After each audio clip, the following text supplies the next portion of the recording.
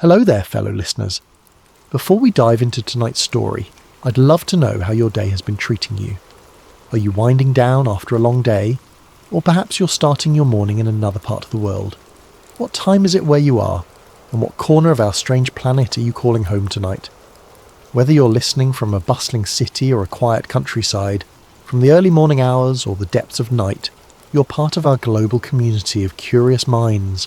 If you're new here, welcome to Sleep Theories, where we explore the shadows between fact and fiction, the spaces where reality becomes stranger than any story we could imagine. And if you've been with us before, thank you for coming back. Don't forget to subscribe to Sleep Theories to join our growing family of night owls, insomniacs, and those who find comfort in the darkness where truth often hides. Tonight's tale, The Hollow Oath, will take you deep into the corridors of power where the line between patriot and puppet becomes dangerously thin. So get comfortable, dim the lights, and let's begin. The applause thundered through the convention centre like a man-made storm, washing over Gideon Klein as he stepped up to the podium. The American flag backdrop seemed to glow behind him, perfectly positioned to catch the stage lights. His smile was warm, genuine, the kind that made voters feel like they were talking to an old friend rather than a politician. "Ladies and gentlemen," he began, his voice carrying that perfect blend of authority and humility that media consultants spent millions trying to manufacture. "I stand before you not as a career politician, but as a servant who has answered his country's call before and is ready to answer it again." In the back of the packed auditorium, Dr. Marla Chen watched through narrowed eyes. As a former DARPA behavioural profiler, she'd learned to read people the way others read books. Politicians were usually easy. Ambition leaked through their pores like cheap cologne. But Gideon Klein was different. Too different. His biography was almost perfect. Decorated Army Ranger who'd served 3 tours in Afghanistan. Purple Heart recipient. Came home, went to law school on the G-Arm bill, worked as a prosecutor putting away drug dealers and gang members, married his college sweetheart, had 2 kids, coached Little League. He was every campaign manager's dream and every opponent's nightmare. But Marla had spent too many years studying the intersection of psychology and warfare to trust perfect.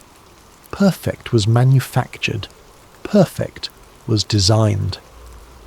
The corrupt establishment in Washington thinks they can buy your vote with promises they never intend to keep, Gideon continued, his voice rising with practiced passion. But I believe in the American people. I believe in the strength that comes from unity, from standing together against those who would divide us. The crowd roared approval, but Marla caught something else, a macro expression that flickered across Gideon's face for less than a second when he said the word unity. His left eye twitched almost imperceptibly, and his pupils dilated just slightly. She'd seen similar reactions in subjects who'd undergone deep hypnosis or trauma-based conditioning. She made a note on her phone. Possible trigger response to unity. 7:23 p.m. After the speech, local news crews swarmed the candidate. Marla moved closer, using her press credentials from the Washington investigative magazine she now freelanced for. She wanted to get a better look at him up close, to see if her instincts were right. "Senator Klein," called out a reporter from Channel 7, "your opponent has criticised your foreign policy experience. How do you respond?" Gideon's smile never wavered. "I've served this country in uniform and I've served it in our courts. I understand the cost of conflict and the value of peace.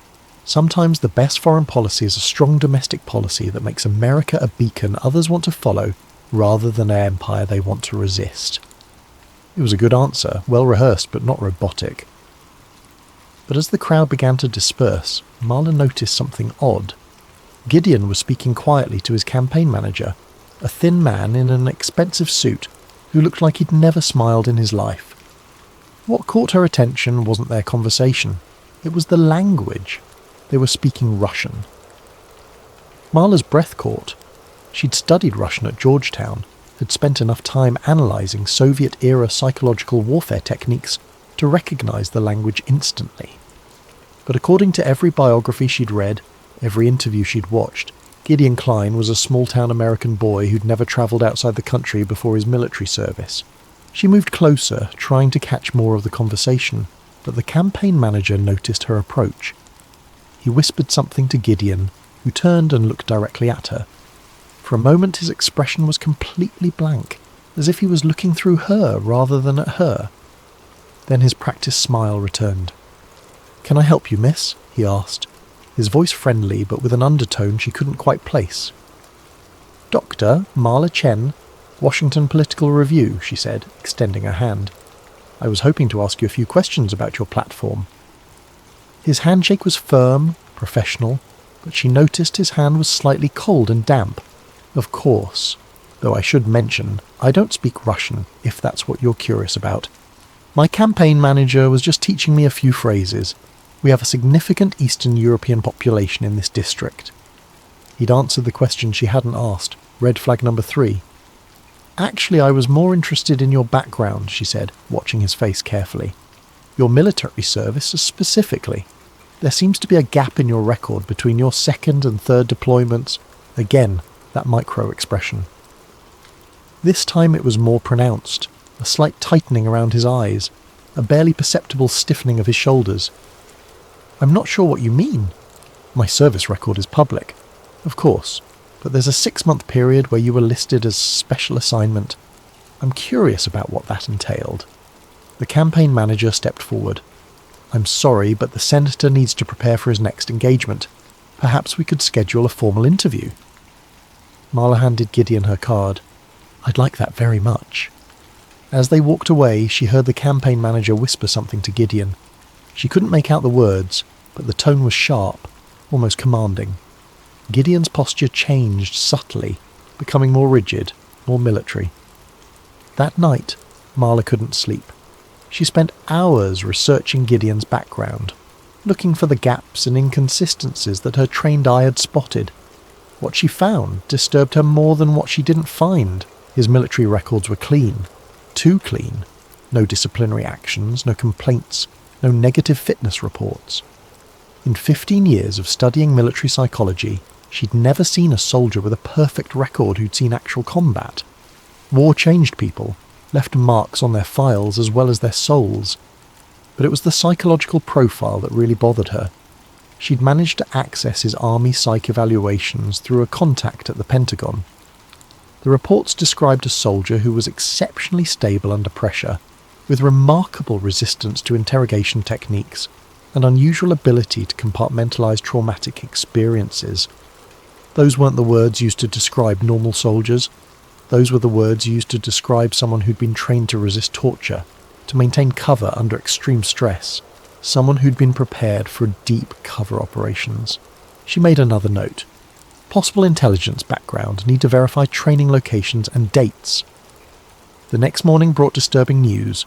A Washington Post reporter named Sarah Martinez had been found dead in her hotel room.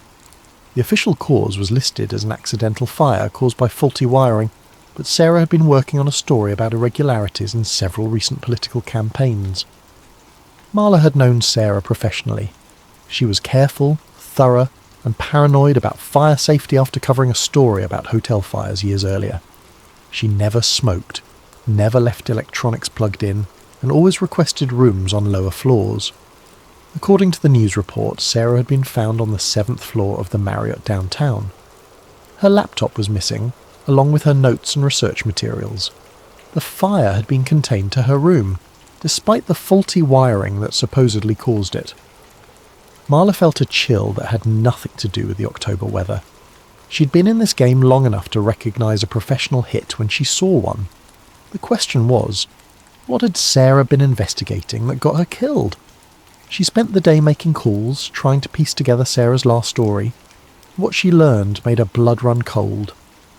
Sarah had been investigating a pattern of candidates, all military veterans, all with gaps in their service records, all emerging from obscurity to win significant elections. Gideon Klein was just the latest in a series that went back 5 years. That evening, Marla drove to the address she'd found in Sarah's notes. It was a small house in Arlington, Virginia, home to Dr. Isaac Varelli, a man Sarah had apparently been trying to interview before her death. Dr. Varelli was in his 70s, with the kind of deep-set eyes that suggested he'd seen too much and remembered all of it. He answered the door wearing a faded Georgetown University sweatshirt and holding a cup of tea that smelled like chamomile. and something else she couldn't identify. "You're not the first reporter to come looking," he said before she could introduce herself, "but you might be the first one who's actually qualified to understand what you're looking for." He'd recognised her name from her published papers on psychological warfare. "Dr. Chen, your work on trauma-based conditioning was quite insightful. Come in, we have a lot to discuss." His house was cluttered with books, journals, and what looked like decades of research materials. The walls were covered with photographs from what appeared to be his career. Images of laboratories, military facilities, and groups of children in what looked like summer camp settings. "I've been waiting for someone like you to figure it out," he said, settling into an armchair that had seen better decades. Sarah Martinez was close, but she was asking the wrong questions. She wanted to know about the candidates. You want to know about the program. Marla sat across from him, her recorder ready. "What program?" "Echo Protocol," he said, his voice dropping to barely above a whisper. "The government's answer to the question of how to create the perfect political candidate. Someone who could be controlled, directed, activated on command. Someone who would never betray the interests of those who made them. Like MK Ultra." He laughed, but there was no humour in it. MK Ultra was amateur hour compared to Echo. Those idiots with their LSD and their crude hypnosis techniques. They were trying to break people down and rebuild them. We learned how to build them from the ground up. I was the chief architect of Echo Protocol from 1987 to 2003. We were tasked with creating a new generation of assets. People who could be placed in positions of power and influence, who would appear to be acting on their own initiative while actually following deeply embedded programming. Marla's hand was shaking as she wrote, "How?" "We started with children, specifically children from military families, kids who were already adapted to authority structures, who understood loyalty and obedience. We created leadership development programs that were actually sophisticated conditioning environments." He gestured to one of the photographs on the wall. It showed a group of children, maybe 12 or 13 years old, standing in front of a building that looked like a cross between a school and a military facility. The kids were smiling, but their smiles had the same unsettling quality she'd noticed in Gideon's expression. The beauty of Echo was that it didn't break the subjects. Instead, it created multiple personality structures within the same individual. The surface personality would be genuine, their real thoughts, feelings, and motivations. But underneath, we'd install what we called command protocols, deep structure programming that could be activated by specific triggers. What kind of triggers? Phrases, mostly. Combinations of words that would be unlikely to occur in normal conversation, but could be easily transmitted through coded messages. When the trigger was activated, the subject would shift into their programmed state, carry out their instructions, and then return to their normal personality with no memory of what had happened. Marla thought about Gideon's reaction to the word unity. How would you know if someone had been through this program? Micro-expressions during trigger exposure, pupil dilation, temporary personality shifts. The programmed personality would have access to skills and knowledge that the surface personality didn't possess, like languages, combat techniques, or classified information. Like speaking Russian? Dr. Varelli's eyes sharpened. "You've seen it, haven't you? In one of the current candidates." Gideon Klein. He was speaking Russian with his campaign manager, but his official biography says he's never studied the language. Senator Klein. The old man nodded slowly. "Yes, I remember him. He was part of the final cohort. Project Dusk Hand, we called it. 12 children, all from military families, all selected for their psychological profiles and their families' loyalty to the government. What happened to the others? They were placed in various career paths. Some went into the military, some into law enforcement, some into business. They were given the resources and connections they needed to succeed, to rise to positions where they could be useful. And now they're being activated. The program was designed to have a 25-year maturation period, long enough for the subjects to establish themselves, to build credibility and trust, short enough that the original controllers would still be in position to use them. Marla felt sick. How many are there? The complete program involved over 200 subjects over 16 years, but the current activation appears to be focused on about 30 individuals who were positioned for political careers. Why now? Dr. Varelli was quiet for a long moment. Because the people who created Echo Protocol are getting old. They're running out of time to see their vision realised, and because the political climate is perfect for candidates who can promise simple solutions to complex problems. What's their endgame? Control. Complete control of the democratic process. Imagine a government where every key position is held by someone who can be activated and controlled remotely, where elections are just theatre, because the outcome is predetermined no matter who wins. Marla's mind was racing. Do you have proof? Documentation? I have some files that I kept as insurance, but most of the official records were destroyed when the program was officially terminated in 2003. The termination was itself a lie. They just moved it deeper underground and gave it new names. He stood up and walked to a filing cabinet in the corner. But I can give you something better than documentation. I can give you the trigger phrases. He pulled out a manila folder and handed it to her. Inside were pages of what looked like code words and phrases, organised by subject number and activation protocol. Subject 47, he said, pointing to one of the pages. That's your Senator Klein. His primary trigger phrase is Sovereign Eclipse. When he hears it, he'll shift into his programmed state and await further instructions. What kind of instructions? That depends on who's giving them. The program was designed to be flexible. The activated subject would respond to any authority figure who knew the secondary protocols. And if someone tried to use the trigger without knowing the secondary protocols, the subject would experience severe psychological distress, possibly seizures, temporary paralysis, or complete personality breakdown. The program included safeguards to prevent unauthorized access. Marla stared at the files. Why are you telling me this? Because I helped create a monster, and I'm the only one left who knows how to stop it. The other architects of Echo Protocol are all dead, some from natural causes, some from accidents that weren't accidents. I'm the last one with complete knowledge of the program. What do you want me to do? Expose it, but be careful. These people have been planning this for decades. They have resources, connections, and the ability to make problems disappear. Sarah Martinez learned that the hard way. As Marla left Dr. Varelli's house, she noticed a black sedan parked across the street. It had been there when she arrived, and it was still there when she left. Professional surveillance. She was being watched. The next few days passed in a blur of research and paranoia. Marla barely slept, surviving on coffee and the growing certainty that she was in over her head. She'd taken Dr. Varelli's files to a secure location, a storage unit she'd rented under a false name, and spent hours studying the documentation of Echo Protocol. What she found was both brilliant and terrifying. The program wasn't just about creating controllable politicians. It was about creating a shadow government that could operate within the democratic system while remaining completely unaccountable to the people. The training methodology was sophisticated beyond anything she'd seen in her years studying government psychological operations. The children weren't just conditioned.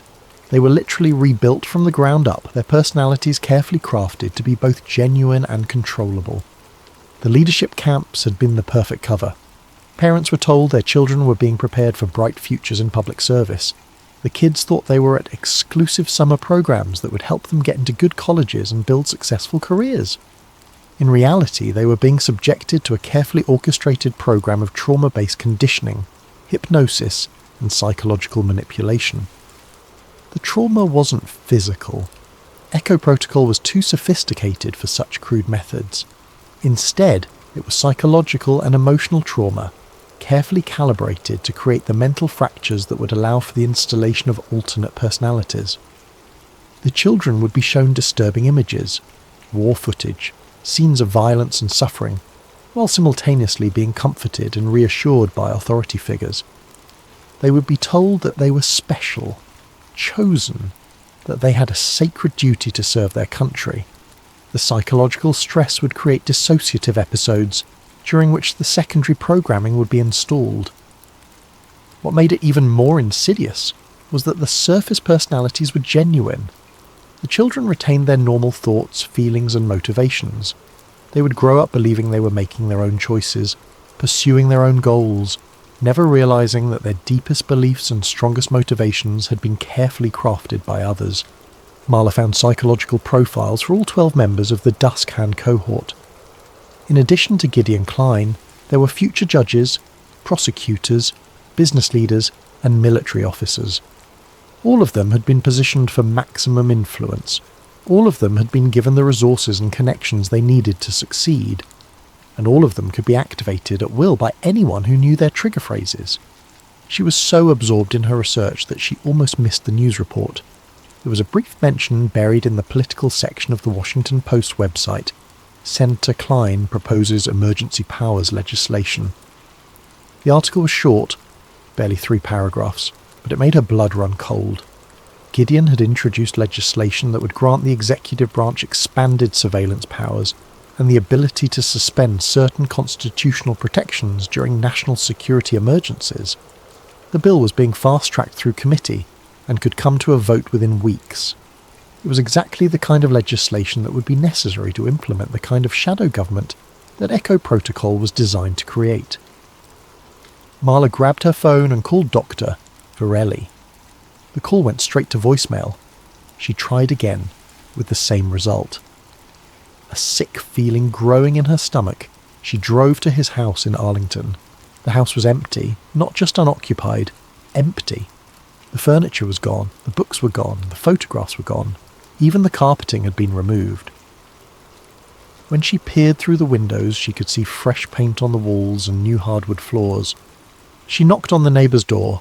An elderly woman answered, looking confused when Marla asked about Dr. Varelli.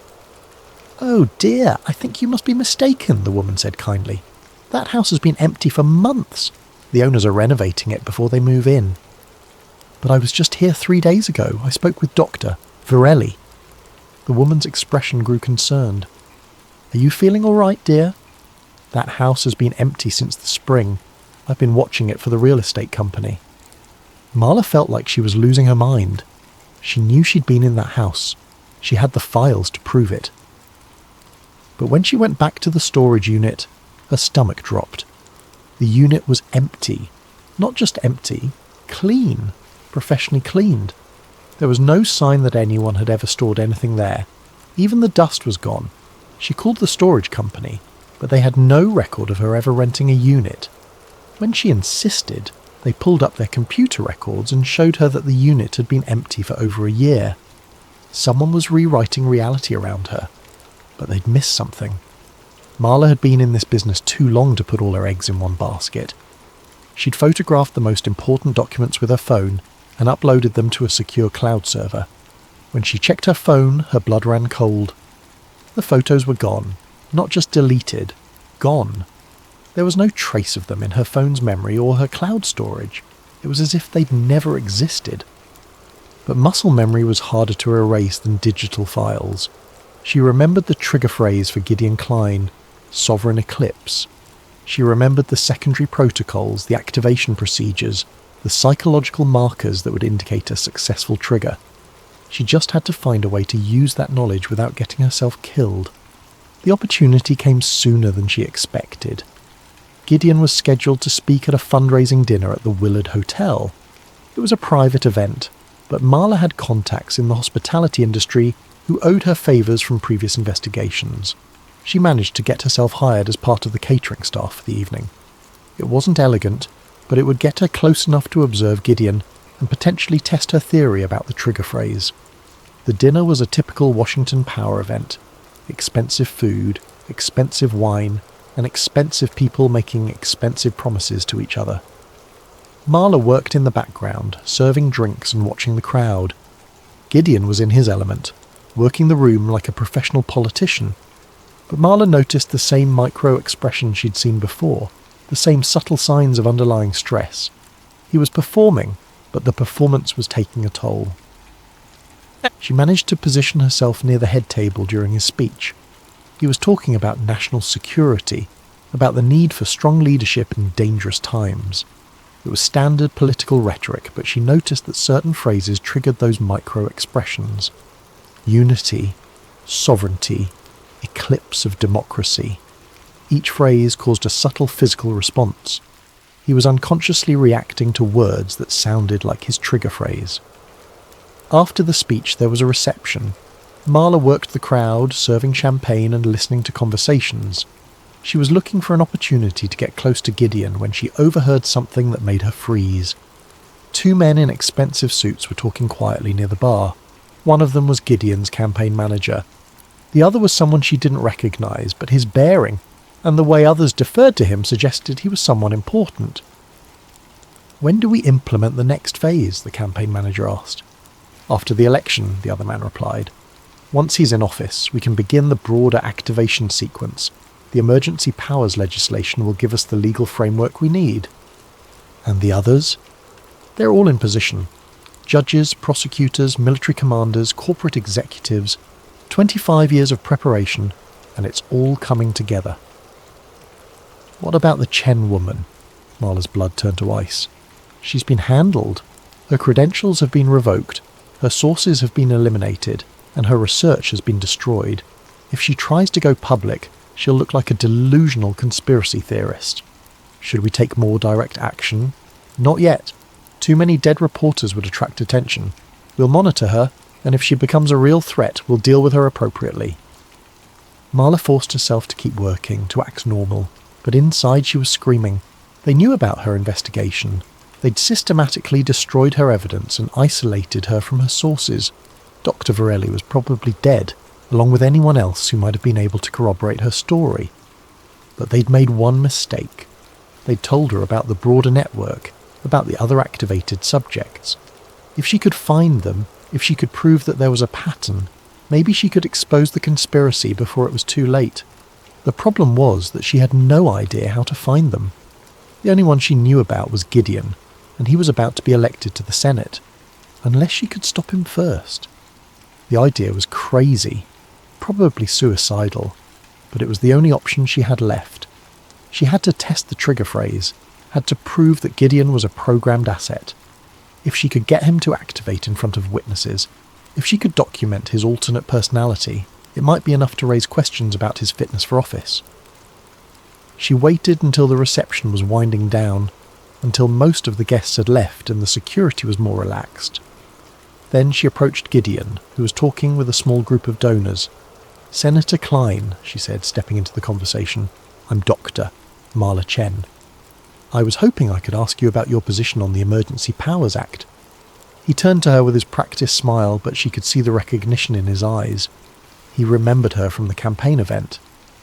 "Of course, Dr. Chen, though I should clarify that the legislation is about necessary security measures, not emergency powers in the traditional sense." "I see. And you believe these measures are necessary to prevent what you might call a sovereign eclipse of our democratic institutions?" The effect was immediate and dramatic. Gideon's pupils dilated, his posture straightened, and his expression became completely blank. For a moment, he looked like a different person entirely. "Agent Chen," he said, his voice flat and emotionless. "You are not authorized for this operation. Please identify your commanding officer." The donors looked confused, but Marla pressed on. "I don't have a commanding officer. I'm trying to understand what's been done to you." "Unauthorized interrogation detected," Gideon said, his voice taking on an almost robotic quality.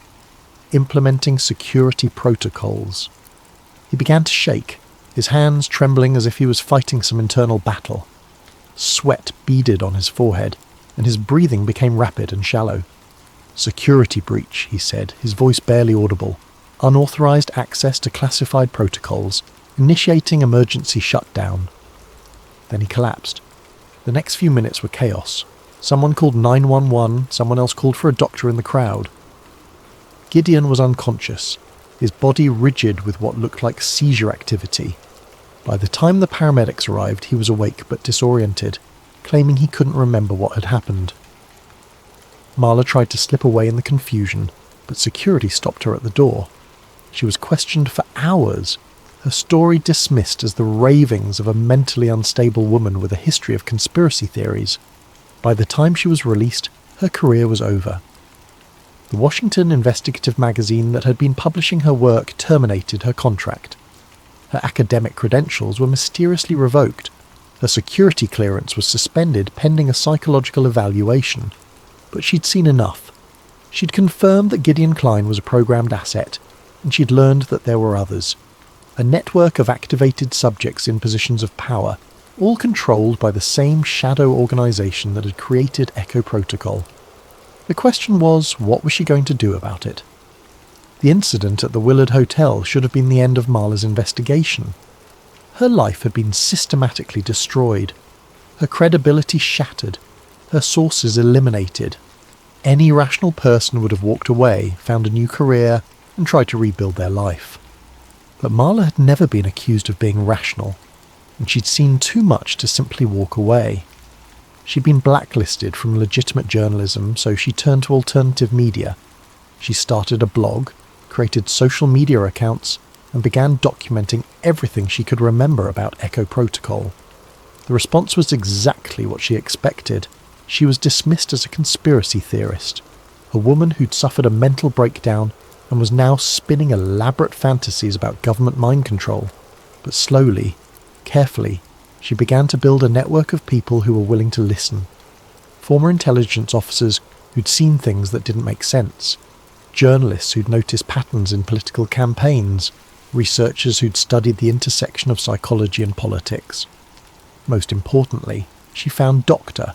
Rebecca Torres, a neuropsychologist who'd been studying trauma-based conditioning for decades. Dr. Torres had been researching the long-term effects of childhood psychological trauma when she stumbled across references to government programs that sounded suspiciously like what Marla was describing. "The science is sound," Dr. Torres told her during one of their clandestine meetings. "Creating dissociative episodes in children and using those episodes to install alternate personality structures, it's not just possible, it's been done. The question is whether it's been done on the scale you're describing. What would you need to prove it? Access to one of the subjects. If I could conduct a proper psychological evaluation, I could identify the markers of programmed conditioning, but it would have to be done carefully, with the subject's consent and in a controlled environment." What about someone who'd been partially activated? Someone who'd experienced a breakdown of the programming? Dr. Torres considered this. That might actually be better. If the programming was damaged or incomplete, we might be able to access both the surface personality and the underlying conditioning. But again, we'd need the subject's cooperation. Marla thought about Gideon's seizure at the hotel. The trigger phrase had activated his programming, but something had gone wrong. Instead of following his instructions, he'd suffered what looked like a psychological break. What if the subject didn't know they'd been programmed? Then we'd have to be extremely careful. Forced revelation of repressed memories, especially traumatic ones, can be psychologically devastating. We could literally drive someone insane. It was a risk Marla wasn't willing to take, but she had another idea. If Gideon's programming had been damaged by the incomplete activation, he might be experiencing symptoms that would lead him to seek help. She began monitoring mental health facilities in the Washington area, looking for any sign that a prominent political figure was receiving treatment. It took weeks of careful research, but she finally found what she was looking for. A private psychiatric facility in Maryland had admitted a patient under an assumed name, a patient who matched Gideon's description, and who was being treated for what the staff described as severe dissociative episodes. Getting access to the facility was impossible through normal channels, but Marla had spent years developing contacts in the intelligence community, and she still had friends who were willing to help for a price. The facility was small, discreet, and expensive. It catered to wealthy clients who needed psychiatric care without the publicity that would come from admission to a public hospital. Security was tight, but it was designed to keep people out, not to keep patients in. Dr. Torres had managed to get herself hired as a consulting psychiatrist at the facility. It wasn't difficult. She was well credentialed, and the facility was always in need of specialists who could handle complex cases. The patient they were interested in was registered under the name John Gardner, but Marla recognized him immediately from the photos Dr. Torres smuggled out. It was Gideon Klein, but he looked like he'd aged years in the few weeks since the hotel incident.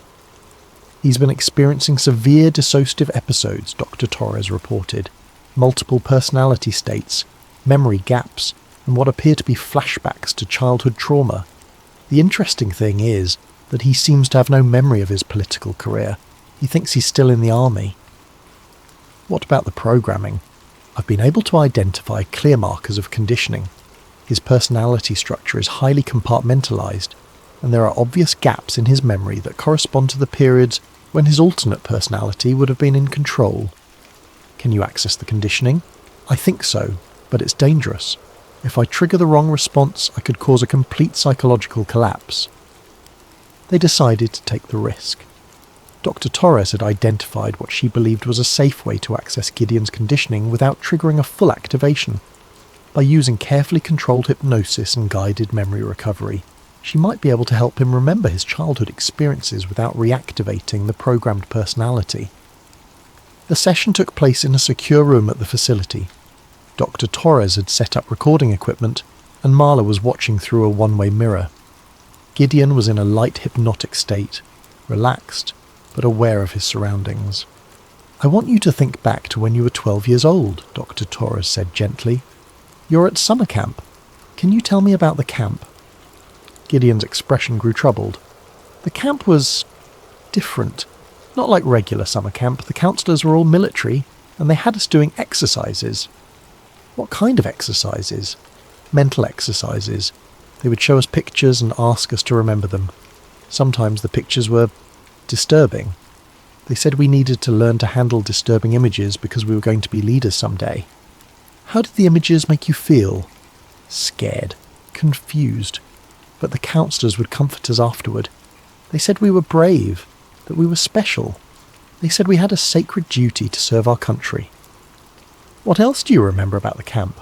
Gideon was quiet for a long moment. When he spoke again, his voice was different, younger, more vulnerable. They taught us words, special words that were supposed to help us remember our duty. They said that if we ever heard these words, we would know what to do. What words? I can't remember. They said we weren't supposed to remember them consciously. They said the words would be there when we needed them. Dr. Torres glanced at the mirror where Marla was watching. They were getting close to the core of the programming.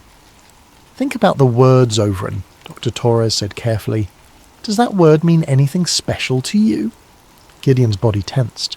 That's one of the words, but I'm not supposed to remember it. It's okay to remember. You're safe here. What about the word eclipse? Eclipse, Gideon repeated, his voice becoming monotone. Sovereign eclipse, the phrase that makes me different. Different how? I become someone else. Someone who knows things I don't know. Someone who can do things I can't do. Someone who follows orders. Whose orders? The handlers. The people who made me what I am. They trained us to be perfect servants, perfect patriots. They said we would save democracy by controlling it. Dr. Torres looked at Marla through the mirror. They had it. A recorded confession from a programmed asset describing his conditioning. But before she could ask another question, Gideon's eyes snapped open. "Who are you?" he demanded, his voice sharp and alert. "You're not my doctor." "My name is Dr. Torres. I'm here to help you." "Help me?" Gideon laughed bitterly. "Lady, I'm beyond help. Do you have any idea what I am? What I've done? Tell me. I'm a puppet. A meat robot programmed to serve masters I've never even met. I've spent years thinking I was making my own choices, fighting for my own beliefs, when really I was just following a script that was written when I was 12 years old." He sat up on the couch, running his hands through his hair. The worst part is that some of it was real. My love for my country, my desire to serve, that was genuine. But they twisted it, used it, turned it into something monstrous. What do you remember about your time as a senator? Fragments, images. I remember introducing legislation that I knew was wrong, but I couldn't stop myself. I remember meetings with people who terrified me, but I couldn't resist their orders. I remember feeling like I was watching my life happen to someone else. The Emergency Powers Act, do you remember why you introduced it? Gideon's face went pale. Oh God, the Act. That wasn't supposed to happen yet. I was activated too early before the election. Someone jumped the gun. What was the Act supposed to do? Create the legal framework for martial law. Give the executive branch the power to suspend constitutional protections indefinitely. It was designed to be the final step in the plan. What plan? The installation of a shadow government. A network of programmed assets in key positions throughout the government, military and corporate sectors, people who could be controlled remotely, who would appear to be acting independently while actually following a centralized agenda. Dr. Torres leaned forward. How many others are there? Dozens, maybe hundreds. I only knew about my immediate cohort, 12 of us from the Duscan program. But there were other programs, other cohorts. Some of us were designed for politics, others for the military, others for the judiciary or corporate leadership. Who's controlling them? I don't know their names, but I know their structure. A consortium of intelligence officials, defense contractors, and corporate leaders who decided that democracy was too messy, too unpredictable. They wanted to maintain the appearance of democratic government while ensuring that the outcomes always served their interests. Marla felt a chill run down her spine. It was worse than she'd imagined. Not just a few rogue politicians, but a systematic infiltration of American institutions by programmed assets. Can the programming be reversed? Dr. Torres asked.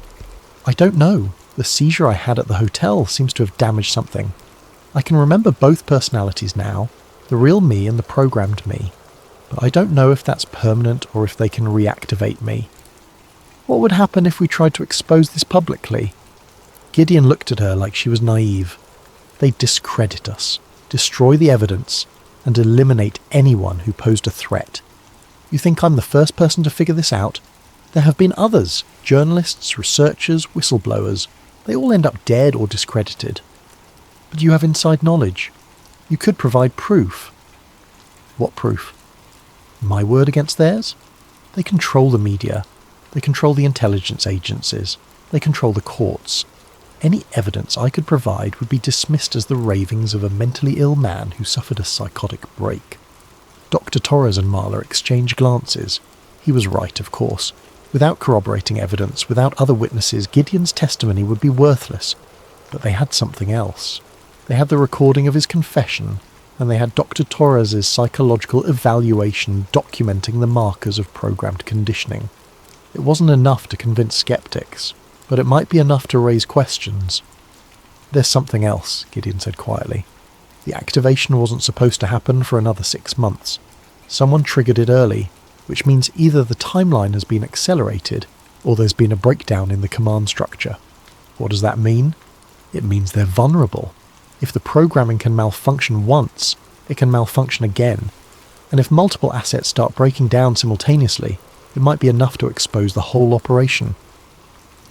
Over the next few days, Dr. Torres worked with Gideon to map out what he remembered about the other programmed assets. The information was fragmentary. The conditioning had been designed to prevent the subjects from knowing too much about each other, but it was enough to identify several potential targets. There was Judge Patricia Hawkins, who had been fast-tracked through the federal judiciary despite her relatively young age and limited experience. There was General Michael Cortez, who had risen through the ranks with unusual speed and had been placed in charge of several classified programs. There was Thomas Chen, a corporate executive who had built a media empire with funding that seemed to come from nowhere. Each of them showed the same patterns, gaps in their backgrounds, rapid advancement despite limited qualifications, and access to resources that couldn't be fully explained by their official positions. Marla began investigating each of them, looking for opportunities to test their conditioning.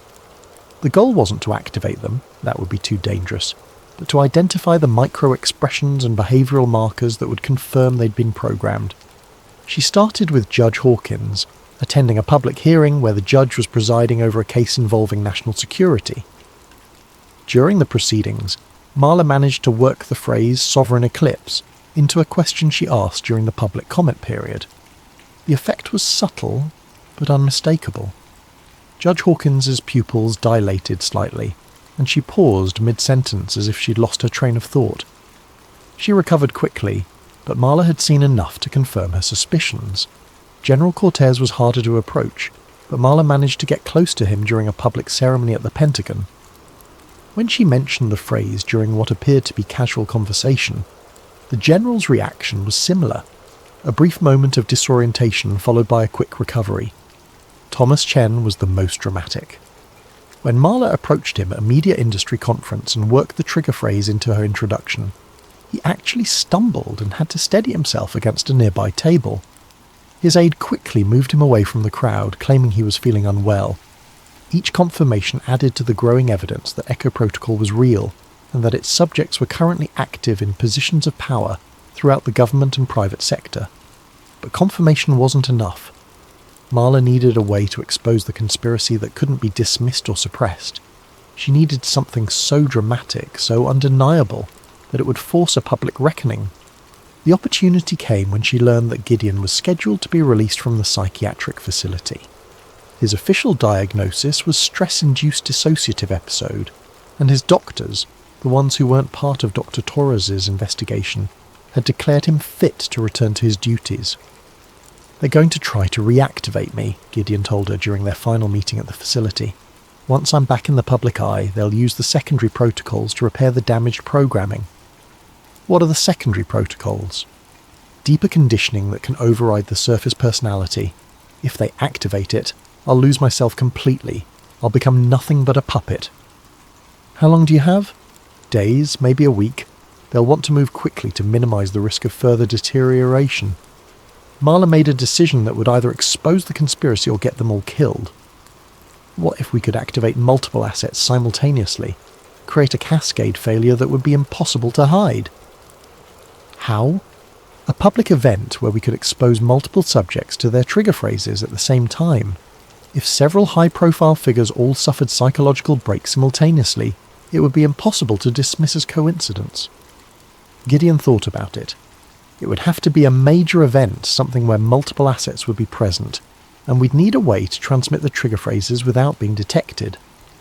What about the President's State of the Union address? It's being held next week, and all the key players will be there. Judges, generals, senators, corporate leaders. How would we get the trigger phrases into the speech? Marla smiled grimly. We don't put them in the speech. We put them in the translation. The plan was audacious, probably impossible, and certainly suicidal. But it was also their only chance to expose Echo Protocol before its subjects could be fully reactivated, and the shadow government could consolidate its control. The State of the Union address was being broadcast live to the nation, with simultaneous translation into multiple languages for international audiences. Dr. Torres had a contact at the translation service, a former colleague who owed her a favour and who was willing to help without asking too many questions. The trigger phrases would be embedded in the closed captioning for the hearing impaired. Most viewers wouldn't notice them, but the programmed assets in the audience would be watching the screens as part of their security protocols. When they saw their individual trigger phrases, they would activate simultaneously. Gideon had provided a list of the phrases for each subject they'd identified. Sovereign Eclipse for himself, Crimson Directive for Judge Hawkins, Iron Protocol for General Cortez, and Media Nexus for Thomas Chen. There were others, phrases for subjects they hadn't yet identified but who Gideon suspected would be in attendance. The challenge was getting the phrases into the translation without being detected by the security services that monitored all aspects of the broadcast. Dr. Torres's contact would have to be extremely careful, inserting the phrases into what appeared to be normal translation errors or technical glitches. Meanwhile, Marla had arranged for hidden cameras to be positioned throughout the Capitol building. If the plan worked, if multiple high-profile figures suffered simultaneous psychological breaks during the State of the Union, she wanted to have video evidence that couldn't be suppressed or explained away. The night before the address, Gideon was released from the psychiatric facility. Marla picked him up, and they drove to a safe house that Dr. Torres had arranged outside the city. They would watch the broadcast from there, ready to go public with their evidence if the plan succeeded. "Are you sure about this?" Dr. Torres asked as they made final preparations. "If this goes wrong, we're all dead." "If this doesn't work, we're dead anyway," Marla replied. "At least this way we have a chance to take them down with us." Gideon was quiet, staring out the window at the lights of Washington in the distance. "I keep thinking about the other kids from the program," he said finally. "The ones who didn't get activated, who are living normal lives somewhere. If we expose this, their lives will be destroyed too." "Their lives are already destroyed," Marla said gently. "They just don't know it yet. At least this way, they'll have a chance to be free." The State of the Union address began at 9 p.m. President Martinez took the podium to thunderous applause. beginning his speech with the traditional acknowledgements of congressional leadership and honoured guests. Marla watched the closed captioning carefully. For the first 20 minutes, everything appeared normal. Then, buried in what looked like a technical glitch, she saw the first phrase. Sovereign eclipse appears momentarily in translation error. The camera panned across the audience, and Marla saw Gideon's successor in the Senate, a man named Robert Hayes, who had been hastily appointed to fill the seat. His expression changed subtly, his posture straightening as the programmed personality took control. 5 minutes later, another phrase appeared. Crimson directive scrolling in caption malfunction. Judge Hawkins, sitting in the Supreme Court section, suddenly stood up as if to leave, then sat back down with a confused expression on her face. The third phrase triggered General Cortez, who was sitting with the Joint Chiefs of Staff. His reaction was more dramatic.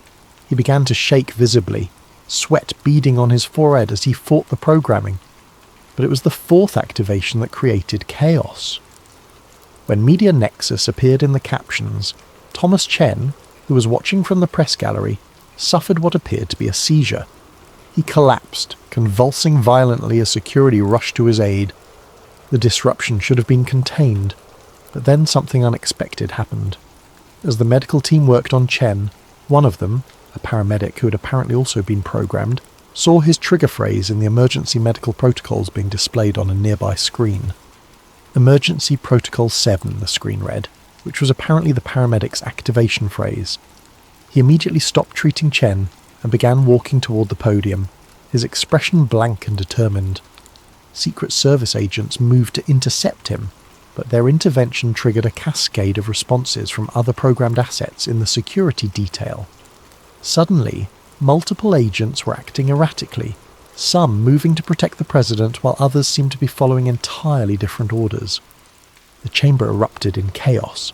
Congressmen and senators began fleeing for the exits as security forces appeared to turn on each other. Judge Hawkins was shouting orders that made no sense, while General Cortez was speaking rapidly into his phone in what sounded like Russian.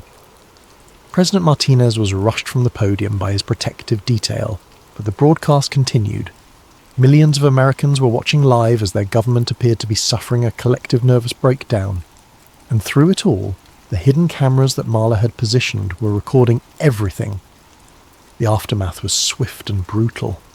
Within hours, the official story was in place. A coordinated terrorist attack using some kind of neurological weapon had targeted key government officials. The victims were described as heroes who had suffered brain damage while protecting the nation. But the videos were already spreading across the internet.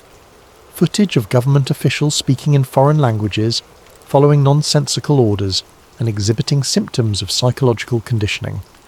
The official explanations didn't match what people could see with their own eyes. Marla, Dr. Torres and Gideon had less than 24 hours before the authorities tracked them down. They used the time to release everything they had. Gideon's recorded confession, Dr. Torres's psychological analysis, the documentation of Echo Protocol and the videos from the State of the Union. They uploaded the files to multiple platforms simultaneously, sent copies to journalists around the world, and posted everything on social media with hashtags that would make it impossible to suppress. The response was immediate and overwhelming. Within hours, Number Echo Protocol was trending worldwide. Independent journalists began investigating the claims, finding corroborating evidence that had been overlooked or suppressed. Former intelligence officers came forward with their own stories of suspicious government programs, but the establishment fought back hard. Marla's mental health records were leaked to the press, portraying her as an unstable conspiracy theorist. Gideon was declared legally incompetent due to his psychiatric treatment. Dr. Torres was accused of conducting illegal experiments on patients. The media war raged for weeks, with some outlets treating the story as a legitimate investigation, while others dismissed it as an elaborate hoax. Public opinion was divided, but enough people believed the evidence to force congressional hearings. The hearings were a carefully orchestrated whitewash. Government officials testified that while there had been some experimental programs in the past, they had been discontinued decades ago and had never been operational. The events at the State of the Union were attributed to a terrorist attack using an unknown neurological weapon. But the damage was done. The shadow government's carefully constructed network had been exposed, its subjects identified and removed from positions of power. Some were quietly retired, others were reassigned to harmless positions, and a few simply disappeared entirely. The conspiracy couldn't be completely proven in a court of law, but it couldn't be completely hidden either. The American people had seen enough to know that something was fundamentally wrong with their government, and that knowledge changed everything. 6 months after the State of the Union incident, Marla Chen sat in a small cafe in Prague, reading news reports on her laptop. She'd been forced to flee the United States when it became clear that staying would mean either imprisonment or death. Dr. Torres had gotten out through Canada, while Gideon had simply vanished one night from the safe house where he'd been hiding. The official investigation had concluded that Echo Protocol was a limited experimental program that had been discontinued without operational deployment. The Congressional Committee had issued a report with heavy redactions, acknowledging that some individuals may have been subjected to experimental conditioning, but denying any systematic infiltration of the government. But Marla knew the truth was more complex. They'd exposed one network, damaged one conspiracy, but they hadn't destroyed the underlying system that had created it. The people behind Echo Protocol were still out there, probably already working on the next generation of programmed assets. She closed her laptop and looked out at the busy Prague street. Somewhere out there were dozens, maybe hundreds of people who had no idea they'd been programmed as children. Some of them were probably living normal lives, their conditioning dormant and unused. Others might be active, following orders they didn't understand from masters they'd never met. The fight wasn't over. It might never be over. But at least now people knew it was happening. At least now there was resistance. Her phone buzzed with a message from an encrypted number. The doctor sends her regards. The patient is recovering well. There are others who want to help. Marla smiled for the first time in months. Gideon was alive and he wasn't alone. Somewhere out there, other programmed assets were breaking free of their conditioning, remembering who they really were beneath the programming. She finished her coffee and walked out into the Prague afternoon. There was work to do, networks to build, people to wake up. The shadow government had lost this battle, but the war for human freedom was just beginning. In Washington, D.C., the newly elected president announced his cabinet appointments. The press noted that several of the nominees had unusual backgrounds, rapid advancement through their fields, access to resources that couldn't be fully explained, and a tendency to speak in carefully measured phrases that sounded almost rehearsed. But the American people had other concerns. The economy was struggling, there were threats from abroad, and everyone was tired of conspiracy theories and political scandals. They wanted leaders who could promise simple solutions to complex problems. They wanted candidates who appeared to be exactly what they claimed to be. In a secure facility outside Langley, Virginia, technicians were putting the finishing touches on a new program. The codename was Dawn Chorus, and it incorporated lessons learned from the Echo Protocol disaster. This time there would be no trigger phrases, no obvious conditioning markers, no single point of failure. This time the programming would be completely invisible, even to the subjects themselves. The first test subjects were already in position. Children in elite private schools and exclusive summer programs, their minds being shaped by techniques so sophisticated that they would never know they weren't thinking their own thoughts. In 20 years they would run for office, they would win. And no one would ever suspect that democracy itself had become an illusion, a carefully orchestrated performance designed to maintain the appearance of choice while ensuring that the outcome was always predetermined. The only question was whether anyone would be left who remembered what freedom actually looked like. But that's a story for another night.